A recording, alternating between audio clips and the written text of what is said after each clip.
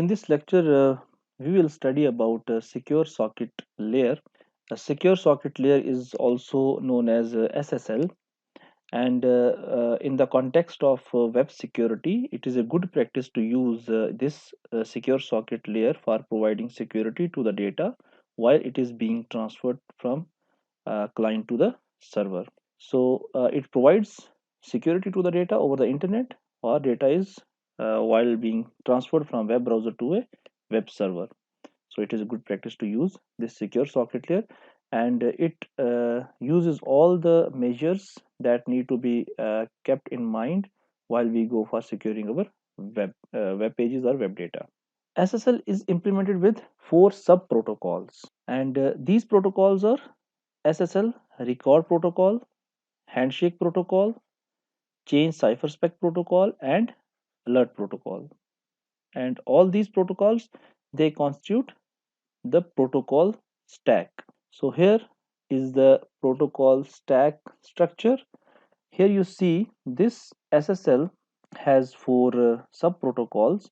The first one is Handshake Protocol, second one is Cipher Spec Protocol, third one is Alert Protocol, and they are just below the application layer, that is HTTP. And then you have SSL Record Protocol, which is residing above the TCP/IP layer. So this SSL layer, or this secure socket layer, it operates just above the TCP/IP layer but below the application layer. There are two important parameters in the SSL. One is connection state parameter,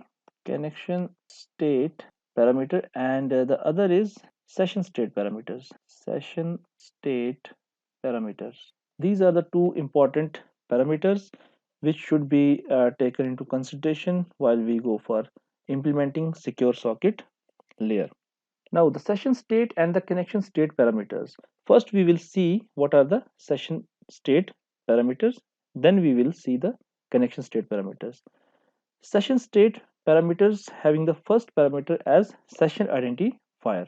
Session identifier is an 8-bit number, and it is chosen by the server. So server chooses this 8-bit number which identifies the session. Okay, so it is a unique to every session and it is chosen by the server. Then you have next parameter in the session state parameters, that is peer certificate. This peer certificate is given under the standard X.509, as we have seen in the public key distribution scenario. A certificate authority that issues certificate to the both the communicating parties. So this is all about that. The peer certificate needs to be there, that is the two entities which are going to communicate, and in this case two entities are client and server which will communicate. So they must need the certificate, and which will ensure their authenticity. Then third one is the compression method, that which compression method we are going to use while we are transmitting our data packets, and this is an optional parameter. So this is an optional, you can either use it or you can drop it. Okay, it depends on the your bandwidth. If you have more bandwidth, then you need not to go for the compression of your payload. After that you have next parameter as cipher suit or cipher spec.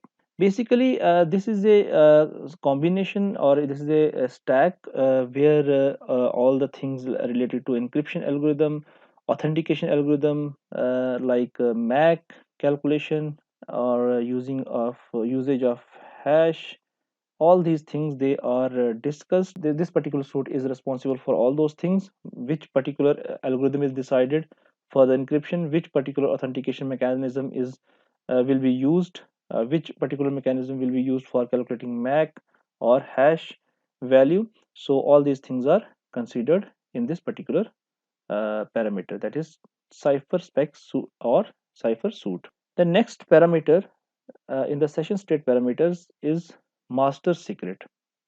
Master secret is the secret key that will be used in the session, and it is going to be 48 byte, and this is for SSL version 3. Okay, in the SSL version 3, this master secret or the secret key is going to be 48 byte. The next parameter in the session state category is resumable. It is basically a flag, and this flag will have a value yes or no, and this will indicate whether the session will be resumed or you have to start a new session. So these are the session state parameters. While you start a new session, you have to consider these parameters, and these need to be set first, and then you will be able to start the new session. Now, on the other side, you have connection state parameters.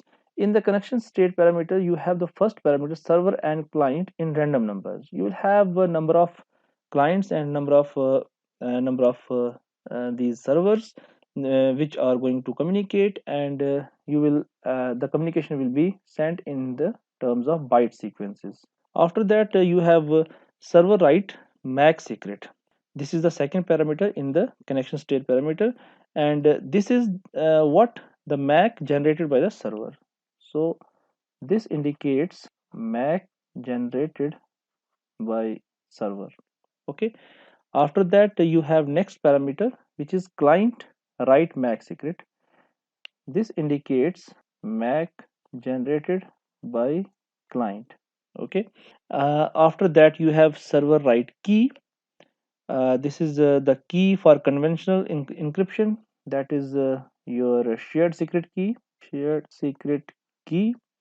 And after that, you have a client write key. This is again going to be the shared secret key given by the client. This first one is given by the server, and this is by the client. Okay.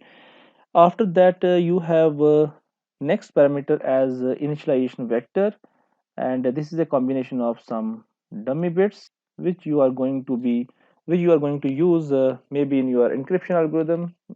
In some algorithms you require some bits which are used as the initialization vector. Okay. And after that, the last parameter that you need to consider is the sequence number, and the sequence number varies from 0 to 2 raised to power 64 minus 1. So this is the range that you can provide as sequence number to the packets. Okay. So on one side you have these session parameters, and here you have connection state parameters. Okay. And while you go for transferring data between client and server, you need to set these parameters first, and these parameters, they fall in the category of session parameters and connection state parameters. So first you need to set these parameters, then you can initiate a new session. Okay.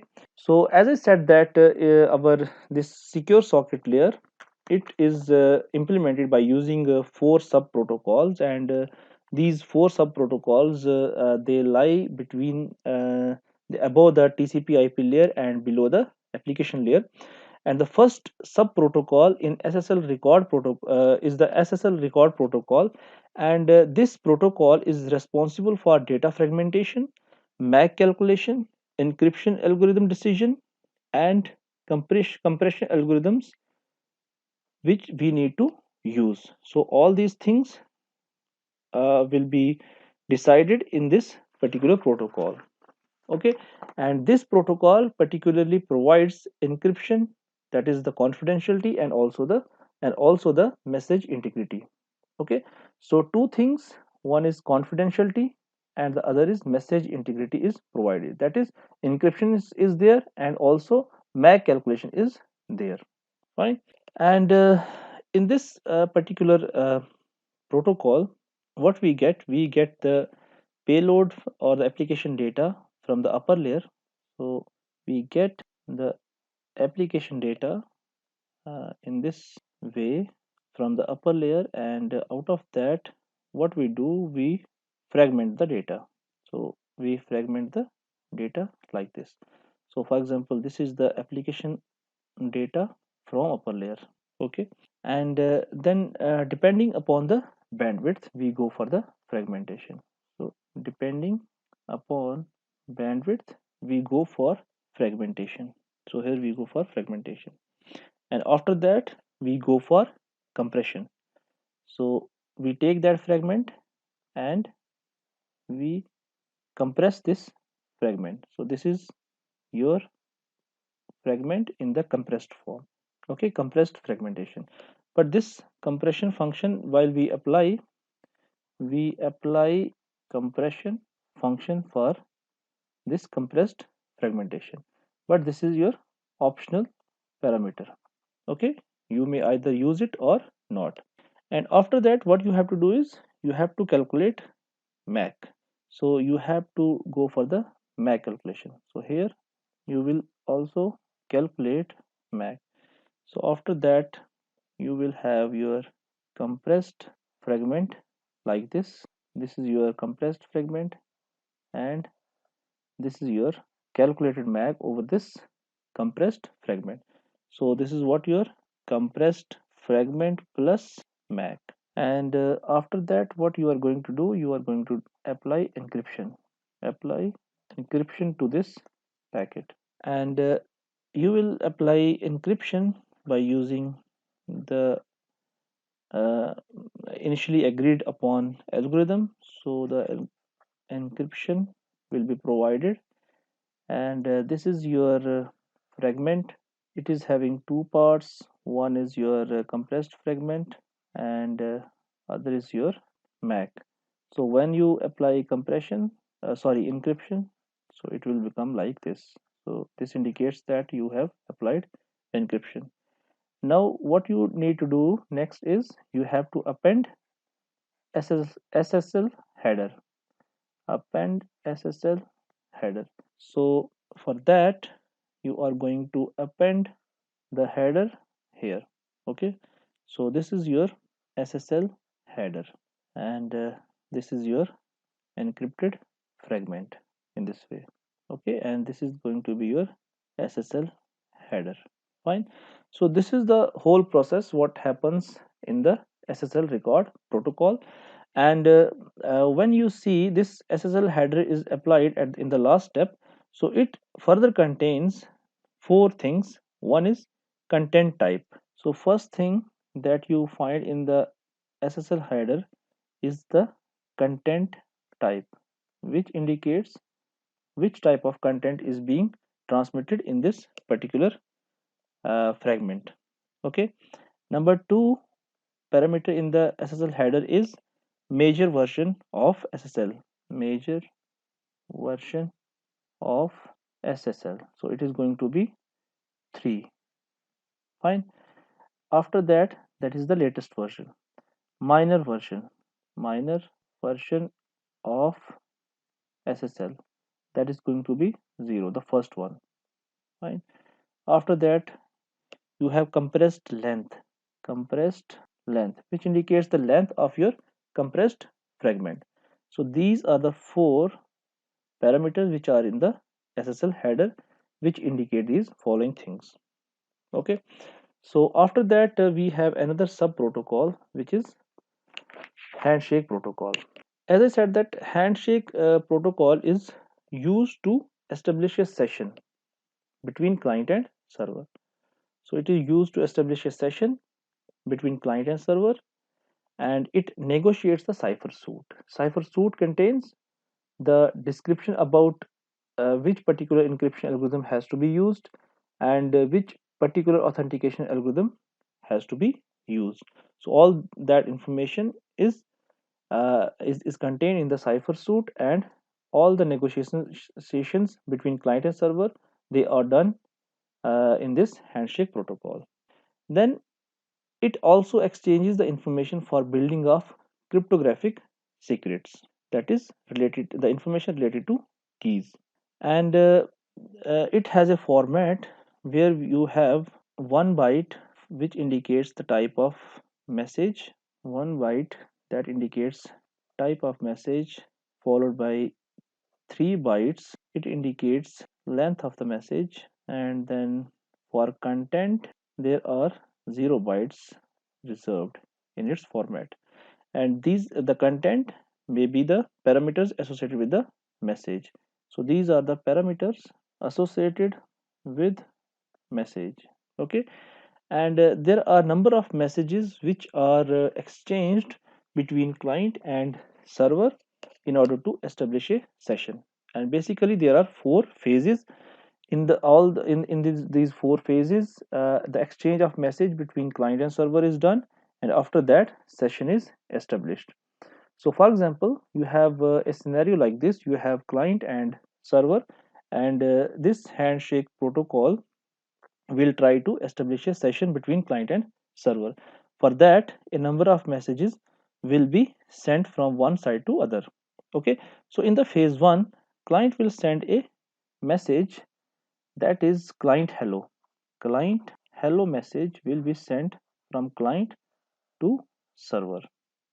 Okay, and in response to that, server will send a message to client as server hello. So this message is from server to client. Okay, and this completes your first phase. This is your first phase, and in the first phase, uh, two random numbers are chosen by the client and server, and then they send these hello messages. And the initial parameters like cipher suit, compression algorithm, protocols, their versions, encryption algorithm, all these things, they are decided in this first phase. Okay, and after that, in the second phase, that is named as session authentication and key exchange phase. In that phase, first the first message will be sent from the server side, and it is a certificate message. So it is a certificate message. This is sent from the server towards client. Okay, and it will to authenticate itself. That means server will authenticate itself by sending its certificate that will indicate that this request has come from an authentic node. Okay, that is the server. Then another message will be sent from the server, that is the server key exchange. Server key exchange, which will include public key of server. Okay, so in the next message, server will send its public key to the client. Okay, another message, that is certificate request will be sent from the server to the client. This message indicates that server is requesting the certificate of the client. Okay, and the last message in this phase from server side is server hello done, which indicates that this is the last message of this particular phase. So this second phase ends here. So this is the second phase, and in this phase, four messages are sent, and all these four messages are sent from the server side. Okay, so here the server key exchange, certificate, and request for client certificate is done in this particular phase. That is the phase number 2. In phase number 3, that is named as client and authentication key exchange. Okay, so in this phase, there are messages which are sent from the client side towards server side. So first message is certificate, as it was requested by the server, so client will send its certificate in order to authenticate itself. So client here is authenticating itself. Then next message is client key exchange. So here next message is client key exchange, and this message is sent from client to server. So it contains public key of client. After that, certificate verify message is sent to the server from client. It indicates that the server certificate has been verified. So this concludes our third phase. So in third phase, client sends its certificate and verifies the server certificates also. Okay, so the client authenticates server by verifying its certificate. Now the phase 4 starts, and this is named as finalizing the handshake protocol. So this is the handshake protocol. So in the fourth phase we are finalizing this protocol. So first message is sent from the client side to server. So this message is change cipher spec. This message indicates that you have to change the state, okay, from pending state to current state. And then next message client will send as finished, which indicate that client has finished all the messages and now the client is ready to initiate the session, okay. And the same message, that is change cipher spec, is sent from the server side to the client side, and the same message which is finished is also sent from server to client. So this is your fourth phase, and this fourth phase indicates that the client and server both are ready to change the state from the pending to the next state or the current state, and now they are ready for the establishment of connection, okay. So this fourth phase is completed here, and it also completes yeah, the handshake process, and after that a connection is established. After that you have another protocol, sub protocol of SSL layer, and that is change cipher spec protocol. This change cipher spec protocol uses SSL record protocol. This is the first sub protocol of SSL layer, and it keeps output of the record protocol in the pending state unless the handshake protocol is completed. So unless our previous, that is handshake protocol, is completed, any output in the record protocol that is kept in the pending state, and as soon as the handshake protocol is completed, then it changes the state and it comes into the current state. So the main task of this particular protocol, that is change cipher spec protocol, is to convert the pending state to the current state. Fine. So it is a 1 byte in its message. So here message is 1 byte, and it converts pending state to current state. So that is the job of this change cipher spec protocol. And after that we have next protocol, the sub protocol of SSL layer, that is alert protocol. This alert protocol sends alert messages only. So the task of this protocol is to send the alert messages either to the client or to the server, and this in this protocol the message consists of 2 bytes. So here the message is of 2 bytes, 1 byte and another 1 byte. So in the first byte it is level, and in the second byte it is alert, level and alert. This level has further two components. One is warning and other is fatal error, okay. This warning means there is no impact on the connection between sender and receiver. So no impact on the connection between sender and receiver, and here it breaks the connection, it breaks the connection between sender and receiver, okay.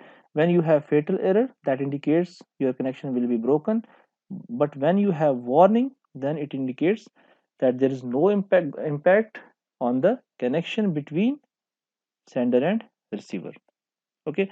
So there are different alert messages which come when there is client and server communication going on, and the alerts are some unexpected messages, bad record MAC, that is the bad calculation of MAC in the record protocol, decompression failure, while you have done the compression and you have made a compressed fragment but you are unable to decompress that, that is given by this alert message. Handshake failure, okay, you are not able to establish the connection. Some illegal parameters you have used, they were not decided in the cipher suit, so that is indicated by this illegal parameter, etc. So you can have these alert messages, and these kind of messages, they come under the fatal error category. Fatal error category. So when such type of messages they come, then there are chances of connection break between sender and receiver. Okay, then there are some other alerts which also come in the client server communication, and these are close notify, no certificate, bad certificate, unspotted certificate, certificate revoked, certificate expired, certificate unknown. So all these errors, when they come, they are not that much serious, and they do not impact on the connection between sender and receiver, and but they need to be considered while the communication is going between client and server. So this is all about all the protocols of SSL layer. So although SSL layer is a good practice to use while we go for the client server communication, but there are certain things which need to be taken into consideration while we use SSL layer. Okay, so that's all in this lecture. Thank you for watching.